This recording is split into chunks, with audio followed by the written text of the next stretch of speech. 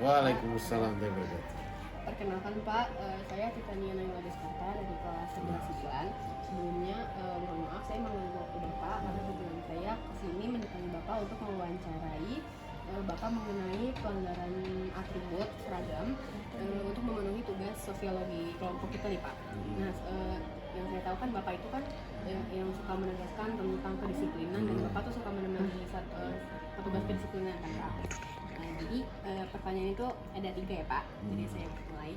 Untuk pertanyaan pertama, bagaimana tanggapan Bapak terhadap pelanggaran tata tertib atribut di sekolah ini?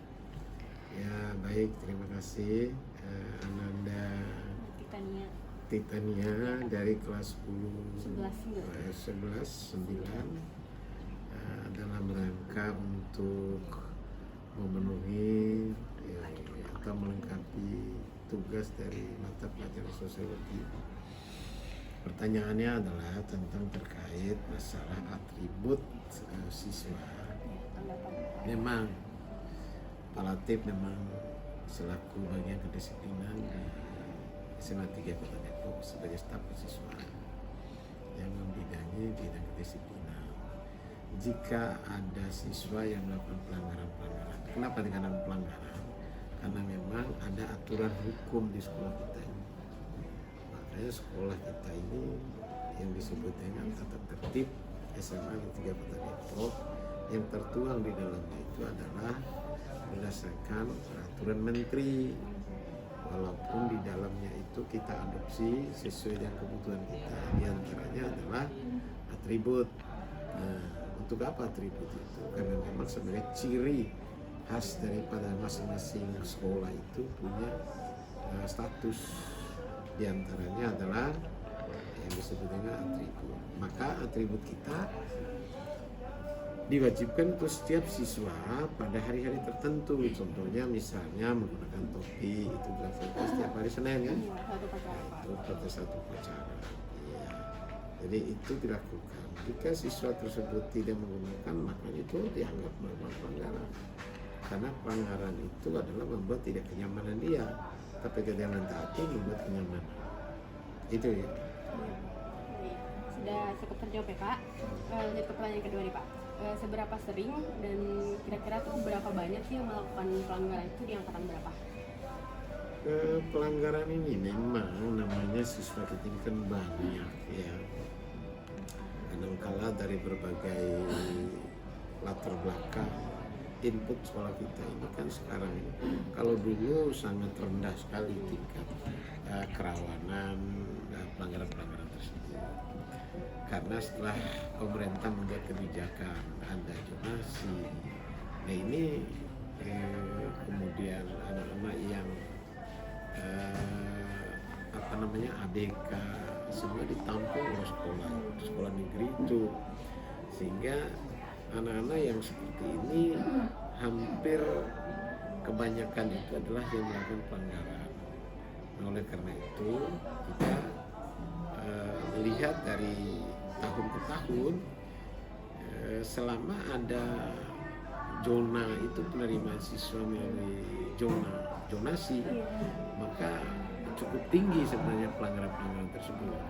Tetapi dengan kerja keras semua komponen stakeholder yang ada di sekolah kita, upaya untuk mencegah pelanggaran tersebut itu sangat luar biasa, karena kerjasama dari semua unsur, baik itu kepala sekolah, kemudian guru, tata usaha, serta bahkan karyawan itu terlibat di dalamnya, bahkan komite sekolah. Itu yang cukup banyak gitu ya, tapi sekarang ini sudah mulai banyak penurunan. Kira-kira kalau dari angkatan 35, 36, 37 gitu Pak, dari kelas 10, 11, 12 yang paling sering melakukan pelanggaran itu kelas berapa? Untuk saat ini memang pelanggaran itu kan terjadi karena memang ada kebijakan-kebijakan yang berubah. Contoh seperti di angkatan yang saat ini kelas 10, kelas 11, dulu pakaian batik itu kan pakaian yang udah lama gitu ya, sehingga ada perubahan ini kadang-kala Sehingga apalagi ada kebijakan menggunakan vest atau rompi. Sebenarnya upaya kita itu sangat maksimal ya di dalam, kalau dilihat dari perbedaan-perbedaannya ya memang kadangkala kelas 12 itu kadangkala itu memang karena merasa diri anak yang dikategorikan senior gitu ya, kakak kelas, kadangkala menyepelekan. Nah oleh karena itu maka kita terus menindak dengan melalui pembinaan itu. Baik Pak, lanjut ke pertanyaan terakhir. Kira-kira solusi apa dari Bapak dari sekolah yang bisa Bapak berikan nih untuk mengatasi banyaknya pelanggaran atribut seragam gitu? Nah makanya inilah bentuk kerjasama kita. Beberapa waktu yang lalu kepala sekolah telah membuat petisi terhadap pelanggaran sikap semuanya, dan lebih khusus kepada atribut ini, karena sebenarnya itu anak-anak masih banyak lah yang perilaku sangat baik dan taati menggunakan atribut dengan maksimal. Cuman kadangkala alasan dari anak-anak, jadi dari pihak sekolah sendiri kadangkala itu atribut yang diberikan contoh seperti name tag, pin dan lain-lain kadangkala tidak ada di koperasi, terlambat untuk memberikan. Nah itu yang menyebabkan ketidaklengkapan atribut anak-anak. Lalu solusi kita bagaimana?